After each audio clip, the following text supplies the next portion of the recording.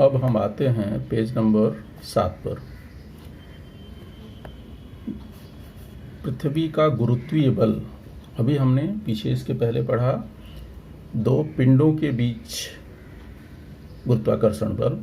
अब हम पढ़ेंगे पृथ्वी का गुरुत्वीय बल। पृथ्वी का गुरुत्वीय बल मतलब प्रत्येक पिंड पर पृथ्वी जो बल लगाती है उसके बारे में यहाँ अध्ययन करना है। उसके लिए कुछ प्रश्न आपकी पुस्तक में दिया गया है, वो मैं यहाँ एक एक करके लिख लिया हूँ। इसको पहले समझते हैं। से पहला प्रश्न दिया है, क्षैतिज लंबवत दिशा में ऊपर फेंके पत्थर का वेग क्या एक समान होगा? अब इसका अनुभव स्वतः कर सकते हो।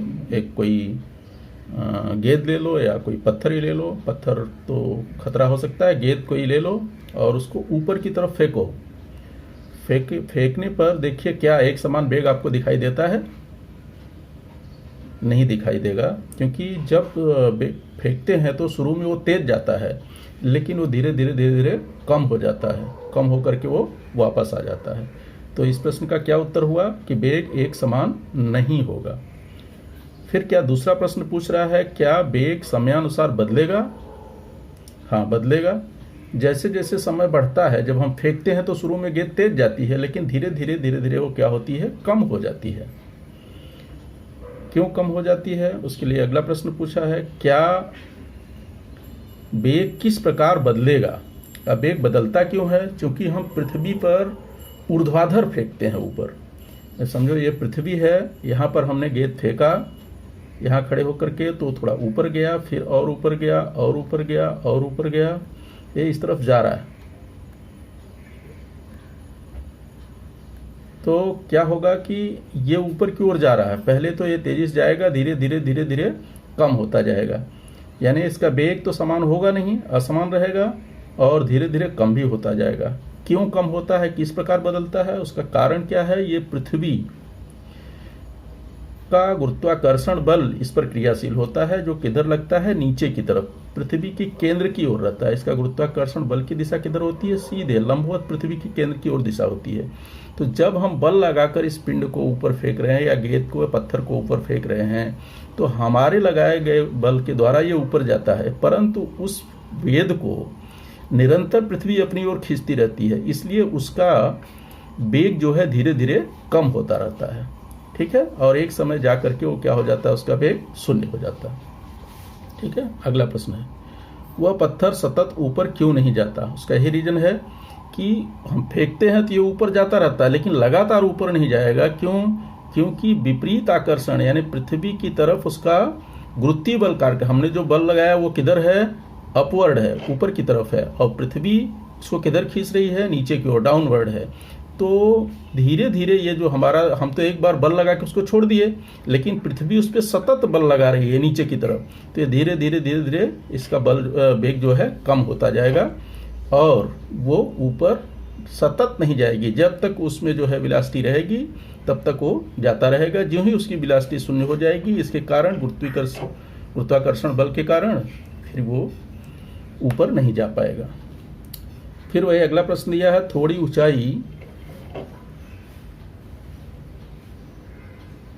ऊंचाई पर जाकर वह पुनः नीचे क्यों आता है? इसका कारण यही है कि धीरे धीरे जाते जब इसका वेग जो है शून्य हो जाएगा, तब वो और ऊपर नहीं जा पाएगा। उस समय क्या होगा? पृथ्वी का गुरुत्वाकर्षण बल तो क्रियाशील ही रहेगा, पृथ्वी उसको अपनी ओर खींच लेगी और वो नीचे आ जाता है। फिर अगला प्रश्न है, उसकी अधिकतम ऊंचाई किस पर निर्भर होती है? तो अधिकतम ऊंचाई क्या होगी कि जितने हम बल लगाएंगे उसके हिसाब से बल लगाएंगे तो उसका प्रारंभिक वेग जितना होगा वो उतना ऊपर जाएगी, लेकिन पृथ्वी इसको ऊपर खींचती रहेगी। यानी हमको बल जितना लगाएंगे उतना अधिकतम ऊपर जाएगी, और ये तभी ऊपर जाके स्थिर होगी जब यहाँ पर पृथ्वी का गुरुत्वाकर्षण बल 0 हो जाए। अर्थात तो बहुत ऊंचाई तक जब जाएगा तब वो जा करके रुकेगा। यानी वो डिपेंड करता है बल के ऊपर। जितना अधिक बल लगाएंगे यानी प्रारंभिक वेग उसका जितना ज़्यादा होगा उतने ऊपर वो जाएगा। ठीक है, आगे आते हैं। इसका उत्तर वैसे किताब में दिया है, पढ़ लीजिए, और हमने बता भी दिया, उसके हिसाब से भी आप लिख सकते हैं। आगे आते हैं हम न्यूमेरिकल में। कुछ सवाल दिया गया है यहाँ पर, जैसे महेंद्र का द्रव्यमान पिछले उदाहरण में दिया था, जो हमने पढ़ा था अभी, 75 किलोग्राम हो तो महेंद्र पर होने वाले गुरुत्वीय बल का परिमाण ज्ञात करो। यहाँ पर ज्ञात करने के लिए महेंद्र का द्रव्यमान हम मान लेते हैं m, जो कि 75 किलोग्राम है। पृथ्वी का द्रव्यमान, जिसे हम यहाँ पर कैपिटल M ले लेते हैं, चाहे तो M1 M2 ले सकते हो, तो इसको कैपिटल M ले लिया और इसका द्रव्यमान हमको याद करके रखना पड़ेगा। ये होता है 6 × 10⁻24 किलोग्राम। इसी तरह से पृथ्वी की त्रिज्या भी हमको याद करनी रहेगी, सबको याद करके रखना है। 6 दशमलव, जिसको हम डिनोट करते हैं कैपिटल R से, 6.4 × 10⁻6 यानी 6.4 × 10⁶ मीटर। और इसी तरह से जी का मान भी हमें याद रखना पड़ेगा, 6.67 × 10⁻11 न्यूटन मीटर स्क्वायर प्रति किलोग्राम स्क्वायर। ठीक है। अब न्यूटन के गुरुत्वीय सिद्धांत के अनुसार जो बल हम पढ़े हैं, F बराबर G M1M2/R², वही फार्मूला यहाँ लगा देते हैं। तो यहाँ M1M2 की जगह कैपिटल M इससे हमने लिया तो लगा दीजिए। तो ये हो जाएगा क्या है, F बराबर G, यहाँ पर हमने कैपिटल M लिया, कैपिटल M ले लो, और फिर इसके बाद स्मॉल m लिया है, और R की जगह यहाँ पे कैपिटल R लिया है तो R² हो जाएगा। ठीक है। अब इसमें हम जो वैल्यू मालूम है वो धीरे धीरे पुटअप कर देते हैं सब। तो यही बराबर हो जाएगा 6.67 × 10⁻11, यूनिट नहीं लिखते हैं, साथ में लिख देंगे सबका, इंटू, अब यहाँ पे क्या बचा, capital M 6 × 10⁻24 into small m यानी महेंद्र का वेग 75 डिवाइडेड बाई R²। यहाँ R क्या है, मतलब पृथ्वी की त्रिज्या, 6.4 × 10⁻6 का स्क्वायर। इसको थोड़ा सिंप्लीफाई कर लेते हैं, तो ये हो जाएगा 6.67 इंटू 6 का 75 में गुणा कर दीजिए, तो 5 6 के 30 और 6 7 42 3 45, ये 450 हो गया। गुणे यहाँ पर 10⁻24 धन में है और 10⁻11 ये ऋण है, तो धन ऋण गुणनफल में क्या होगा, घट जाएगा, यानी हो जाएगा 10⁻13 10⁻13।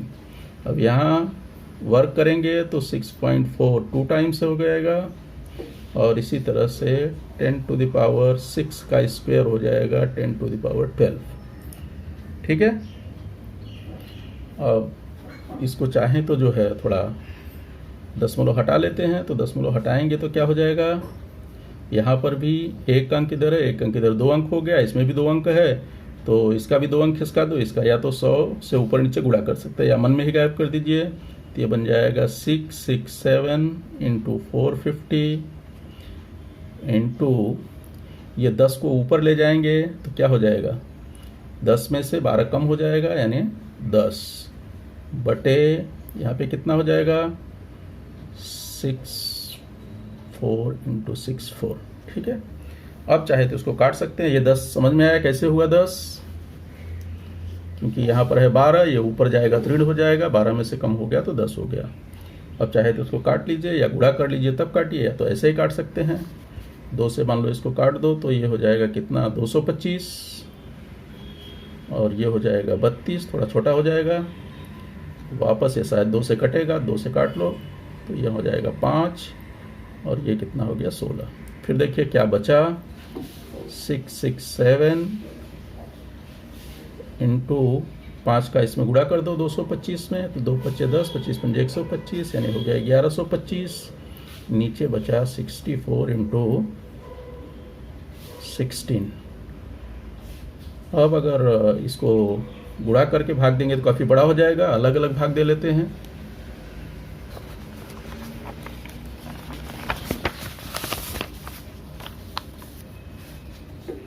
ठीक है, और इसको 16 से भाग देते हैं, देखते हैं क्या बार जाता है इसमें। तो 16 से भाग दे दो तो काट लेते हैं, तो दिख रहा 16 7, फिर कितना बच गया यहाँ पर, 5 तो बार जाएगा नहीं, यानी हमको 0 बार ले जाना पड़ेगा, तो ये हो गया 50, तो 16 3 48, 2 बचा, यानी 16 20 हो गया, 16 1 16। ठीक है। अब ये मिल गया 667 इंटू 70.31 अपॉन 64। अब इसमें 64 से भाग दे दीजिए और रफ में भाग दे लीजिएगा। जैसे इसका भाग दिया तो भाग लेंगे तो ये आ जाएगा 10.42 इंटू 70.31 और इसको वापस मल्टीप्लाई करेंगे तो ये हो जाएगा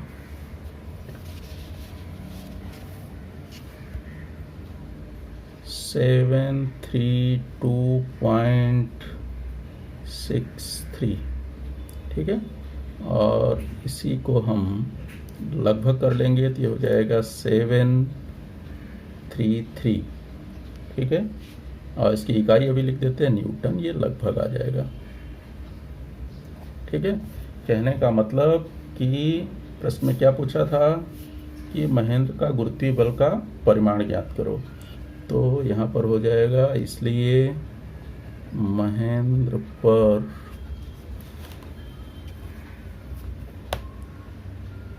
लगने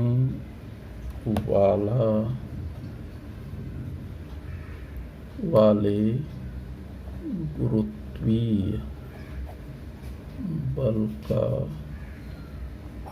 परिमाण ये बराबर हो जाएगा 733 न्यूटन। ठीक है, अब अगर इसकी तुलना करना चाहें कि पहले जो महेंद्र का और विराट के बीच में गुरुत्वीय बल था और यहाँ पर कितना गुना है, तो इसको निकालने के लिए इसमें भाग दे दो। भाग देने के लिए क्या कर देंगे, हालांकि प्रश्न में पूछा नहीं है लेकिन फिर भी निकाल लो। अब हम निकाल लेते हैं महेंद्र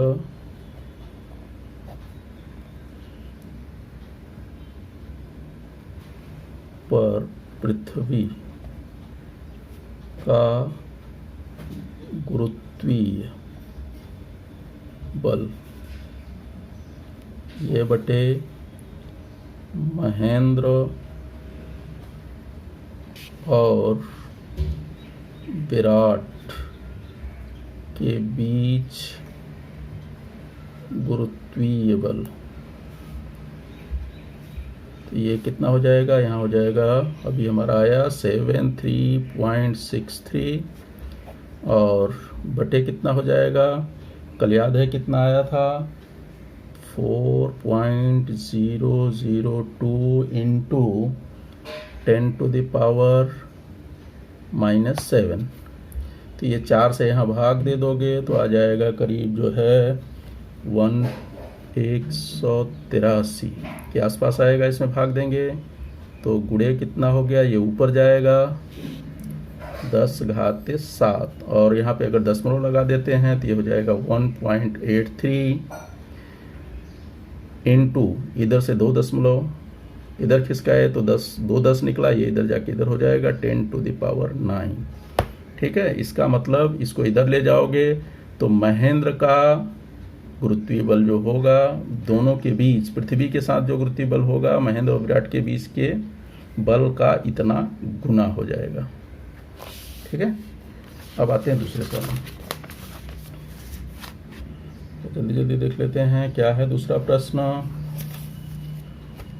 विरामावस्था से शुरू करके पृथ्वी के गुरुत्वीय बल के कारण 1 सेकंड बाद महेंद्र का वेग कितना होगा। तो यहाँ हमको क्या मालूम है, विरामावस्था यानी u बराबर 0 मीटर पर सेकंड, f अभी ये निकाले 733 न्यूटन, m मालूम है 75 kg और समय कितना है 1 सेकंड। ठीक है, अब यहाँ पर हमको क्या करना पड़ेगा, वेग निकालने के लिए हमको सबसे पहले त्वरण चाहिए, तो त्वरण के लिए हम न्यूटन के दूसरे नियम का उपयोग करेंगे। न्यूटन के दूसरे नियम से, क्या नियम है, F = ma। ठीक है, और इसलिए हम निकाल सकते हैं, चाहे तो डायरेक्ट a बराबर निकाल लो तो हो गया F/m, वैल्यू रख दो, सामने ही रख देता हूँ, तो ये हो जाएगा 733/75 और इसमें जब भाग दे देंगे तो ये आ जाएगा लगभग 9.77 मीटर प्रति सेकंड स्क्वायर। ये आ गया।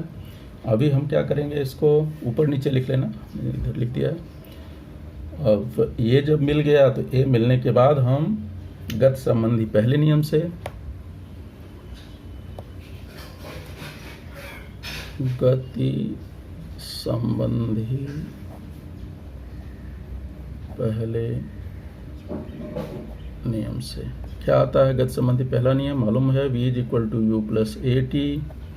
यहाँ पर हमको मालूम है u 0 है, ये हमने निकाल लिया। 9.77 इंटू टी, टी कितना है 1 सेकेंड, ठीक है।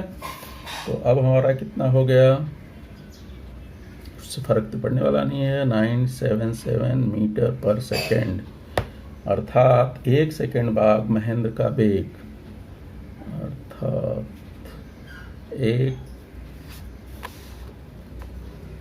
सेकंड बाद महेंद्र का वेग कितना हो जाएगा, 9.77 मीटर पर सेकेंड, ठीक है। अब अगर तुलना यहाँ भी कर लें तो देख सकते हैं, तुलना में क्या हो जाएगा कि पृथ्वी की ओर महेंद्र का वेग, पृथ्वी की ओर महेंद्र का वेग बटे विराट की ओर, विराट की ओर, वो पिछले उदाहरण हमने पढ़ा था, विराट की ओर महेंद्र का वेग। तो इधर पृथ्वी की ओर वेग कितना आया, 977 मीटर पर सेकंड स्क्वायर, जबकि उधर देखा था हम कितने आया था, 5/5.34, ये हो गया इंटू 10⁻⁻⁹। दोनों की इकाई सेम है इसलिए यूनिट नहीं लिख रहा हूँ, ये मीटर पर सेकंड से कट जाएगा। अब यहाँ इसमें इसको भाग देंगे, 2 अंक पे दशमलव है, दशमलव दोनों का हट जाएगा, 100 से गुणा कर सकते हैं ऊपर नीचे, तो 977 बटे ये बन जाएगा 977/534 हो जाएगा, इंटू 10⁻⁻⁹ है तो ये ऊपर जाएगा प्लस हो जाएगा। अब इसमें भाग दे दीजिए, भाग देंगे तो ये हो जाएगा 1.83 इंटू 10⁻⁹ गुना आ जाएगा, क्योंकि अगर ये निकालेंगे तो पक्षांतर करेंगे, इधर जाके गुणे हो जाएगा, तो यहाँ गुना लिख सकते हो, ठीक है, इतना गुना बढ़ जाएगा। अब चलते हैं आगे, अगले प्रश्न में, पुस्तक में दिया गया है, देखते हैं क्या प्रश्न है, इसको यहाँ पढ़ेंगे।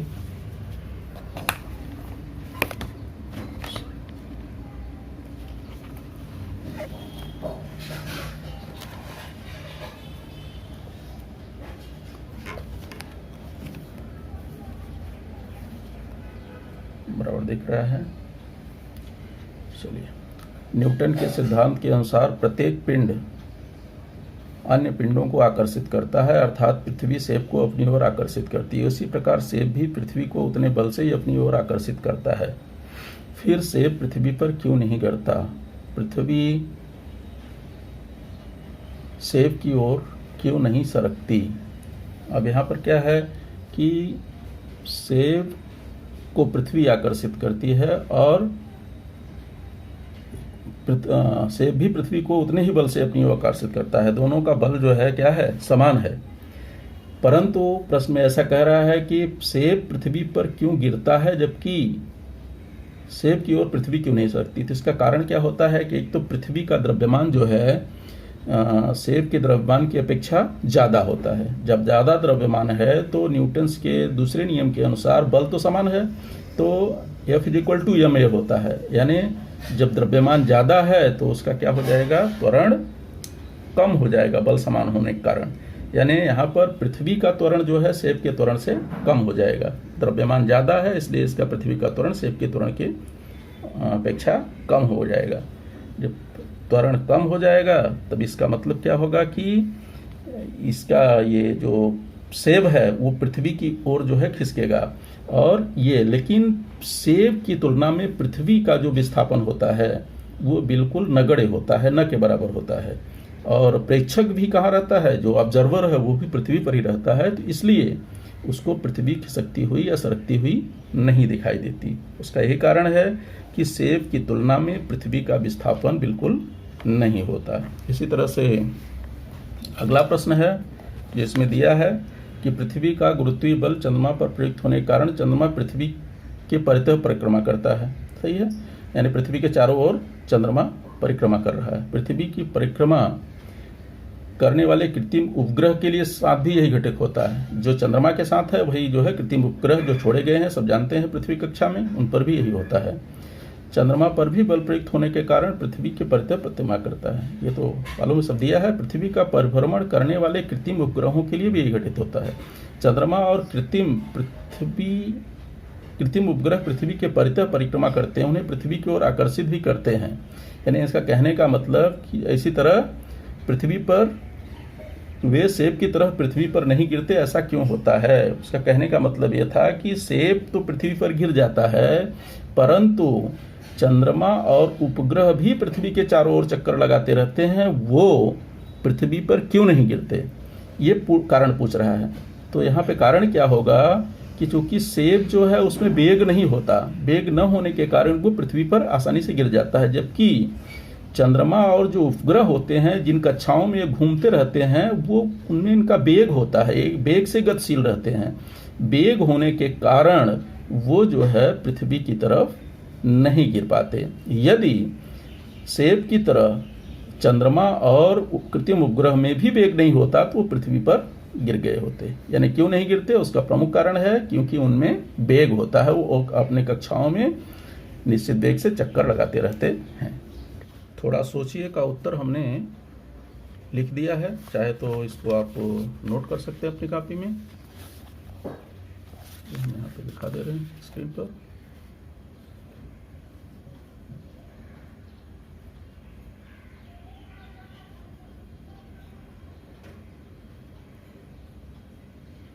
ये आप इसको जो है इजीली नोट कर सकते हैं।